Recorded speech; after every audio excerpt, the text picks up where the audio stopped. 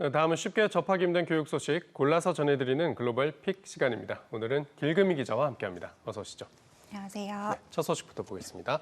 미국 12세에서 17세 절반이 접종, 학교 문 열리나. 자, 청소년 접종률 고민이 좀 많았었는데 개학하고 나선 접종률이 좀 많이 올랐나 봅니다. 네, 맞습니다. 전 세계 최초로 청소년 접종을 허가한 미국에서 이 청소년들 중 절반이 접종을 마쳤습니다. 외신은 지난 27일 보도에서 12세부터 17세 사이 청소년의 절반가량이 최소한 1회 이상 백신을 접종했다고 보도했는데요.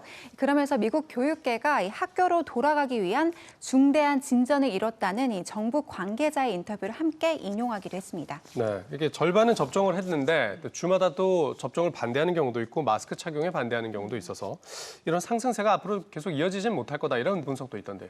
네, 맞습니다. 많은 지역에서 정부 지침에 따라서 예방 접종과 마스크 착용에 동참하고 있지만 여전히 방역 지침에 반대하는 지역도 상당히 남아있는 상황인데요. 관련해서 LA 카운티는 최근 한 연구 결과를 보고하면서 접종의 효과를 피력하는 데 주력했습니다.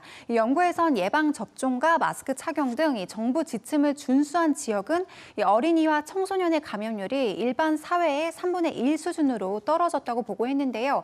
정부는 또 다른 예로 악한 소주 사례도 덧붙였습니다. 미국에서 접종률이 낮아 확진자 발생 비율에서 전국 5위를 차지한 악한 소주는 마스크 착용을 거부하자마자 학교에서 대규모 감염 사태가 보고된 바 있는데요. 어쨌든 절반의 달성과 함께 현재 미국에서는 학교 전면 개방에 대한 기대도 한층 높아진 상황인데 이런 기대와 함께 청소년 접종률이 실제로 얼마나 상승세를 이어갈 수 있을지 두고 봐야겠습니다. 네, 마스크에 대한 논쟁은 계속 있지만 이 접종만큼은 좀 제대로 다 했으면 좋겠습니다. 자, 다음 소식 보겠습니다. 동아시아 청년들의 비극, 동아시아라고 하면 이제 우리나라도 포함이 되는 거죠? 어떤 내용입니까? 네, 앞서 저희 글로벌 뉴스에서 전해드렸던 이른바 탕핑족이라고 기억하시죠? 네, 중국 청년들이 이제 SNS에서 평평하게 누워있는 사진을 올리면서 약간 사회에 대해서 저항하는 의식을 보여주는 그런 현상이었죠. 네. 맞습니다. 이렇듯 취업난과 여러 사회적 갈등에 지친 청년들 문제, 중국뿐만이 아니었는데요. 중국을 시작으로 일본과 한국까지 동아시아 청년들의 고통이 지속되면서 청년들의 갈등이 사회적 문제로 떠오르고 있습니다. CNN은 빠르게 밀려드는 고령화 속 최근 동남아의 많은 국가들이 취업난을 비롯한 부동산 문제와 젠더 갈등을 겪고 있다고 전했는데요. 그러면서 이런 사회적 풍토에 청년들의 미래에 대한 전망이 매우 부정적으로 바뀌었다고 지적했습니다. 한국에서는 일찌감치 3포 세대를 시작으로 4포와 5포, 이제는 M포라는 말이 나올 정도로 결혼과 내 집 마련 등 많은 것을 포기하고 있는데요. 나가서 일하고 싶어도 일자리는 적고 일을 한다 해도 보상이 적은 탓에 열심히 사는 것에 대한 회의감마저 드는 현상이 계속해서 번지고 있는 겁니다. 네, 이런 우리나라 청년들의 고통이 이제는 CNN 방송에 소개될 정도로 좀 광범위한 문제가 된 모양입니다. 일본도 비슷하죠. 사토리 세대 얘기 나온 게 얼마 전인 것 같은데요. 네, 맞습니다. 일본은 특히나 고령화가 더 심화되면서 청년층의 부담이 더 가중되고 있다고 하는데요. 또 경기 회복이 어려운 상황 속에 취업난까지 극심해지면서 소비에 대한 인식도 많이 변하고 있습니다. 열심히 일해도 내 집 한 채 사기 어려운 현실, 일본이나 다른 국가들도 마찬가지라고 하는데요. 코로나까지 덮치면서 그저 모든 걸 포기하고 싶은 청년들이 늘고 있는 실정인데 국가의 미래 동력이 더 약해지진 않을까 우려가 커지고 있습니다. 네, 동아시아 국가들이 좀 대책을 찾아야 될 것 같습니다. 청년들도 힘을 냈으면 좋겠습니다. 마지막 소식 보겠습니다. 중국, 일본 대학들 국경 폐쇄 연장.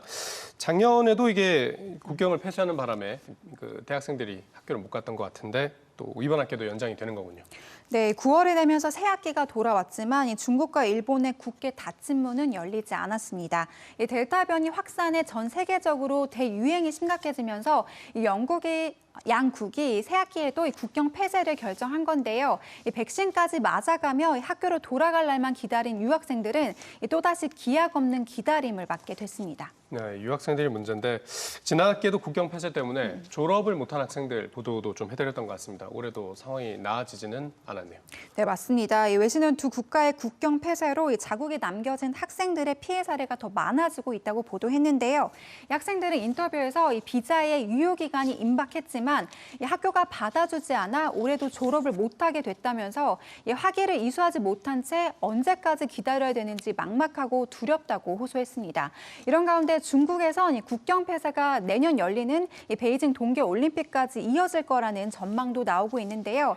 이 전문가들은 학생들의 피해가 잇따르고 있는 만큼 두 국가가 좀 더 개방적인 태도로 학생들과 소통하면서 이 피해 구제를 위해 더 노력해줄 것을 당부하기도 했습니다. 네, 이런 점들이 동아시아 청년들 힘들게 하는 요소 중에 또 하나인 것 같습니다. 길금 기자 오늘 잘 들었습니다.